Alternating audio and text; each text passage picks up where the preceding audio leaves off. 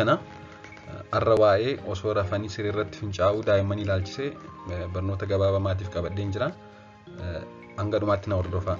Akkasumas immoo warreen kanaan dura chaanelii kana subscribe hin goone barnoota mata duree adda addaa irratti yeroo yeroon qopheessu akka dursa isin ga'uuf chaanelii kana akka subscribe gootan isin gaafadha.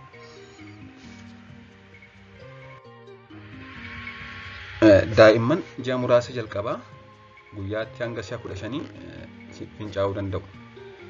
Kun maaliifidha? Sababni isaas hanga fincaan afuuffeen fincaan isaanii jechuun bilaadar kan jedhamtu jechuudha. Afuuffee fincaan isaanii baachuu dandeessu xiqqaa ta'urraan kan ka'edha. Akkasumas immoo dandeettiin fincaan tursiifachuu danda'u kan guddina keessa dhufu waan hin qophoofneefidha. Dhalli namaa egaa fincaan tursiifachuu kan danda'u guddina sammuudhaan kan dhufudha, kan umuriidhaan dhufudha. Wanta kana sammuu tajaja fincaan tursiifachuu, bobbaa tursiifachuu, wantoota akkasii kuni guddina keessa kan namni sadarkaa kana sana gahaa deemu, achiif gochaa deemu jechuudha. Kanaaf umurii daa'imummaatti immoo ajajni akkasii waan jirreef yeruma xiqqoo fincaan afuuffee fincaanii isaanii keessa jiraatu hin fincaa'u jechuudha. Akkasumas immoo hanga afuuffee fincaan isaanii baachuu dandeessu xiqqoodha. Kanaaf guyyaatti akkuma jenne si'a 10 hanga si'a 15 fincaa'uu danda'u jechuudha. Hanga waggaa 14tti qabiyyeen afuuffee fincaanii daa'immanii guddachuun dabalaa kan deemu ta'uun amalli dafanii fincaa'uu hir'ataa deema. Bilaadar isheen jedhamtu kuni afuuffee fincaanii yookaan isheen fincaan kuustu kun hanga waggaa 14tti qabiyyeen ishee saayiziin ishee guddataa deema jechuudha. Kanaaf guddataa yeroo deemu hanga isheen fincaan kuusuu dandeessu, hanga isheen fincaan qabachuu dandeessu guddataa deema. Kanaaf namni tokko turee fincaa'a jechuudha umurii yeroo guddataa deemu. Tilmaamaan qabiyyeen baattuu fincaanii daa'ima waggaa 14 gadi miiliilitiraan gaafa shallagnu umurii daa'imaa ida'uu 2 baay'isuu 30 jechuudha miiliilitiraan. Kana jechuun fakkeenyaaf daa'imni waggaa 2 qabiyyeen bilaadarii isaa qabiyyeen baattuu fincaan isaa hammam baachuu danda'a yoo jennu umuriin waggaa 2 ta'e 2 ida'uu 2 4 baay'isuu 30 120 ml baata jechuudha. Fakkeenyaaf waggaa 5 yoo ta'e 5 ida'uu 2 torba baay'isuu 30 210 ml baata jechuudha. Kanaafuu hanga waggaa 14tti kun dabalaa deema jechuudha. Umurii daa'imaa ida'uu 2 baay'isuu 30. Kanaaf hanga umuriin dabalaa deemu hangi isheen ujummoo fincaanii keessatti isheen fincaan baattu kan bilaadar jedhamtu hangi isheen fincaan baachuu dandeessu dabalaa deema jechuudha. Daa'imman umuriin isaanii yeroo naannoo waggaa 4 ga'u guddinni dandeettii isaanii fincaan fincaa'uu to'achuu eegaluu kan itti danda'amu ta'a. Daa'imman hedduu biratti waggaa 4tti yeroo fincaan isaan dhufu ni beeku jechuudha. Ni beeku irraan kan ka'e immoo akkuma nama kaanii fincaan kun dhufe jedhanii bakka itti barbaachisutti deemanii fincaa'u kan ofirratti hin fincaa'u ta'u jechuudha. Daa'imni tokko osoo dandeettii fincaan to'achuun qabaatiin dura dandeettii bobbaa baasuu to'achuu jalqaba. Kana jechuun jalqaba bobbaa isaanii to'atu. Yeroo bobbaan isaanii dhufu beekuun bakka barbaachisutti dhaqanii bobbaa ba'u. Booda keessa immoo fincaan isaanii to'achuu jalqabu jechuudha. Kanaaf bobbaa to'achuutu fincaan to'achuu dursa. Akkasumas immoo kanneen dhiiraarra ijoollee dubaraatu dursa bobbaa fincaan to'achuu jalqaba.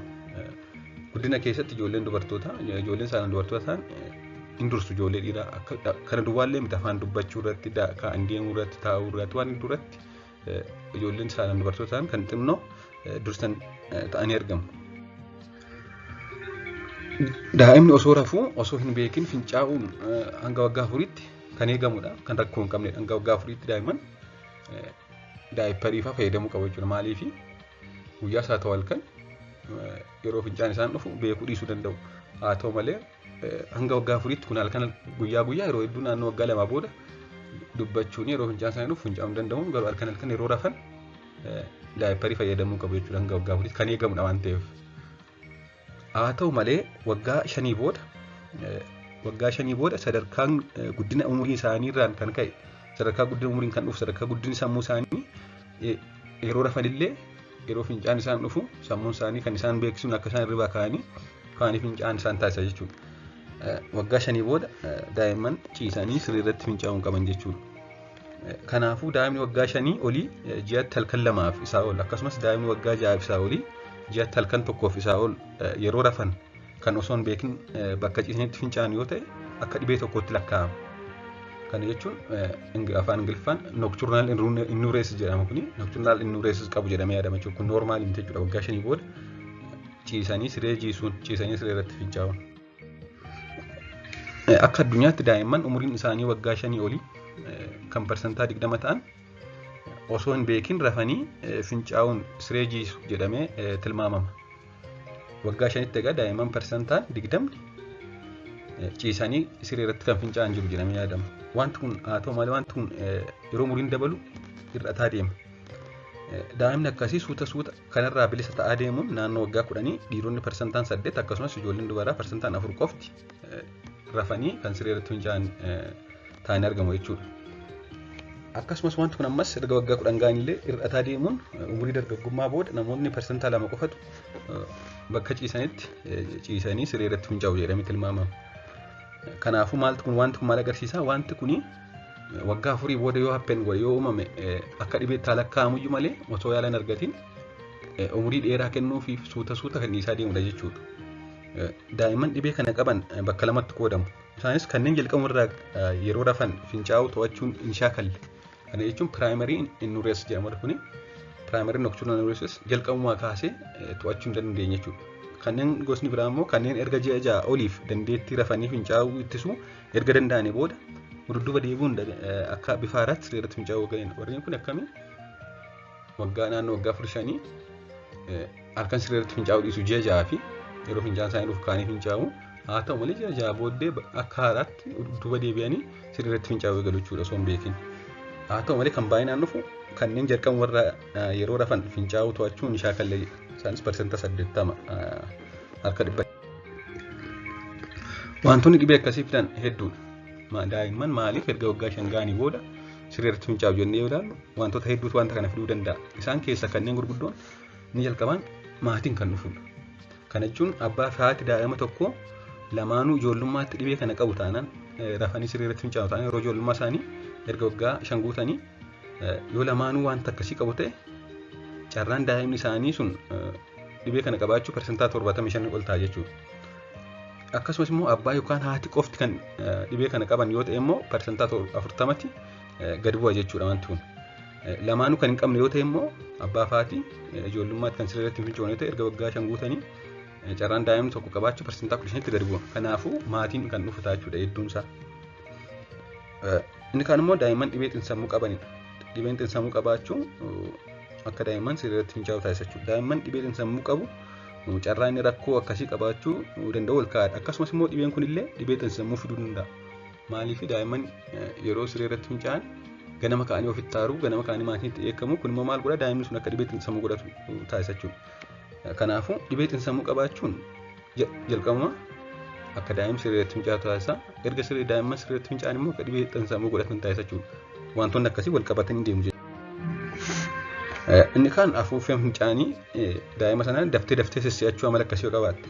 Daa'imman tokko biratti immoo afuuffeen fincaan isaanii osoo hin guutin osoo hanga baachuu dandeessu hin guutin amma daftee rifleeks agarsiisuu si'achuun akka isaan dafanii fincaan isaan taasistii. Kanaaf ariitiidhaan tasa ofirratti fincaa'u jechuudha siree irratti. Kanneen kaan immoo rakkoo hirribaa kanneen qabanidha. Daa'imman erga waggaa 5 guutanii booda siree irratti fincaa'an hedduun isaanii rakkoo hirribaa qabu. Kana jechuun daa'imman hedduun halkan hirriba boqonnaa hin qabne rafu, halkan hin kurruufuu, hirriba keessa affanamanii ka'uu, amala baay'ee kurruufuu waan akkasii waan qabaniif wanti kun amala akka daa'imni sun siree irratti fincaa'u isa taasisu godhuu danda'a jechuudha. Inni kaan hanqina hormoonii yeroo hedduu hangi fincaan yeroo hirribaa xiqqaatu gootu yoo qabaatanidha. Uumamumaan rakkoo antidaawureetik hormoon kan jedhamu jira. Hormooniin hipootalamasiin keenya oomishu hanqina hormoonii kanaa namni uumamumaan qabu fincaan hedduu waan oomishuuf siree irratti fincaa'uu danda'a jechuudha. Inni kaan immoo duubatti hafuunsa guddinaadha. Mental retardation jedhama. Daa'imman hedduun dhibee kana qaban dandeettii dubbachuu fi deemuun illee duubatti kan hafan yoo ta'u booda keessa umuriin gaafa dabalaa deemu kan sirraa deemudha. Daa'imman tokko kanneen umurii isaanii irra xinnoo boodatti hafuun kan dubbatan jiru, kanneen xinnoo boodatti hafuun kanneen ka'anii deeman jiru, kanneen fiigan jiru. Akkuma kana daa'imman tokkos umurii isaanii boodatti hafuun kanneen siree irratti fincaa'an jiru jechuudha kan. Warreen kun hedduun isaanii gaafa guddataa deeman isaan dhiisa jechuudha. Daa'imni dhibee akkasii qabu tokko keessumattuu dabalataan guyyaas fincaan to'achuu kan dadhaban yoo ta'e, dhibee gara biraa kan dhibee narvii, dhibee dhukkuba sukkaaraa, madaa, ujummoo fincaaniif kan kana fakkaatu ta'uu waan danda'uuf ogeessa fayyaa bira deemanii mariisuun qorannoo barbaachisu taasisuun barbaachisaadha. Yoo maal ta'e yoo dabalataan guyyaallee waggaa 5 booda guyyaallee yeroo fincaan isaan dhufu beekan taanaan, amma bishaan dhugu taanaan, baay'ee humnaa ol guyyaallee fincaan baay'ata taanaan tarii dhukkuba sukkaaraa fa'aa ta'uu danda'uuf ilaalamuun barbaachisaa ta'uu danda'a jechuudha. Akkasumas immoo yeroo fincaan isaan guba taanaan, dafee isaan dhufa taanaan infekshinii tubboo fincaanii ta'uu waan danda'uuf mana yaalaa barbaachisaa jechuudha. Haa ta'u malee erga dhibeen kun adda ba'ee booda maatiin kana jechuun erga dhibeen kun nocturnal nureessus ta'e dhibee fayyaa wajjin kan waliin qabanne yoo ta'e, daa'imni mallattoo biraa kan hin qabne halkan bichaa qofa rafee sirrii irratti fincaa'uu kan qabu yoo ta'e erga waggaa 5 ta'e, maatiin wantoota armaan gadii gochuun daa'imni isaanii dhibee kanarraa akka bilisa ta'u taasisuu danda'u jechuudha. Wantoota maatiin gochuu qaban gurguddoon jalqabaan dhibeen kun to'annoo daa'ima ala waan ta'eef komachuuf adamuun sirreessuun yaaluun daran cimsuu danda'a. Daa'imman waggaa 5 booda sirrii irratti kan fincaa'an yoo ta'e, wanti kun daa'imni itti yaadee sirrii irratti miti inni fincaa'u.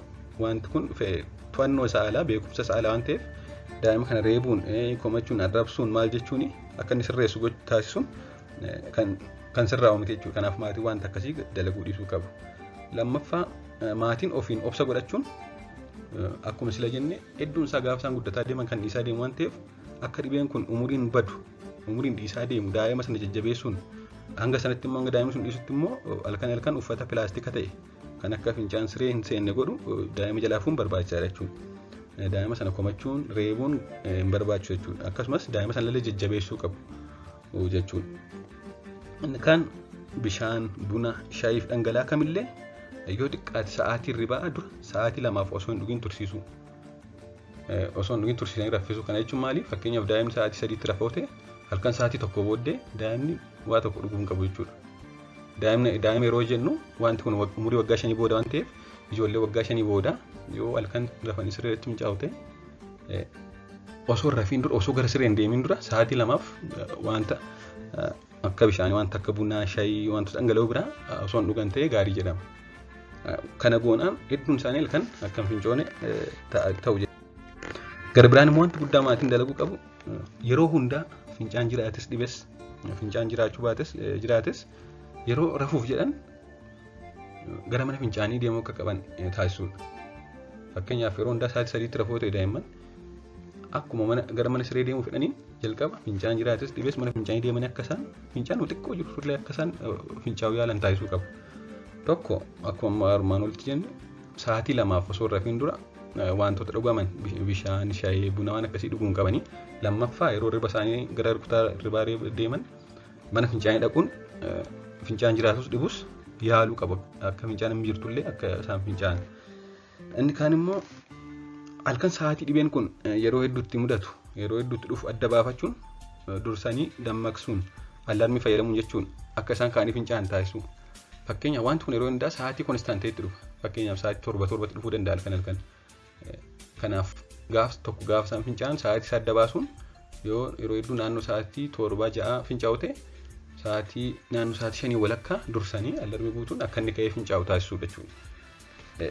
Kana sadan taasisnaan jechuunis osoo rafiin sa'aatii 2f dhangala'aa fudhachuu dhiisuu, lammata immoo yeroo ganama rafiitii isaanii yeroo rafuuf deeman jalqaba fincaan jiraatus deemus dhibus mana fincaanii dhaqanii akka isaan fincaa'an taasisuu. Akkasumas immoo yeroo wanti kun itti mudatu sa'aasaa dursinee beeknee daqiiqaa 30 sa'aatii tokko dursinee daa'ima sana dammaqsinee alarmiidhaan akka inni fincaa'u taasisne parsentaan 90 ol kanumaan ni sirrata jedhamee yaadama. Kanaaf maatiin ofuma isaanii kanatti manatti yaaluu danda'u jechuudha. Inni kaan galgala daa'imni siree hin jiisin bule lakkaa'uun badhaasuun amilee jajjabeessuu, daa'ima sana reebuutu hin ta'in gaafa daa'imni sun fincaa'in bule jajjabeessuu, badhaasuu, amilee isaa cimsuun barbaachisaadha jechuudha. Inni kaan gogiinsi garaa dhibee kanaaf saaxiluu waan danda'uuf hordofuun wanta sana sirreessuun daa'imman dhibee gogiinsa garaa qabaatan halkan ofirratti mana siree irratti fincaa'uu danda'u jechuudha. Kanaaf yoo gogiinsi garaa jiraate wanta sanatti kana fide waan ta'eef sana sirreessuun barbaachisaadha jechuudha. Haala kana hunda yeroo ga'aa kennuun raawwatanii yoo kan hin sirroone ta'e ogeessa fayyaa daa'immanii mariisuun qoricha dhibee kana hir'isuuf gargaaru argachuun barbaachisaa ta'u jechuudha. Kan hundumaa taanaan yoo ta'u fooyyeen qabu ta'e ogeessa fayyaa daa'immanii mariisuun barbaachisaadha jechuudha. Haa ta'u malee hedduun isaanii haala kana maatiin haala kana goonan kan dhiisuu fi kan sirraa'udha. Akkasumas guddina keessa kan badudha jechuudha wanti kun. Galatoomaa chaanelii kana sabiskiraayib gochuun dagatina dhaggeeffachuu keessaniif galatoomaa.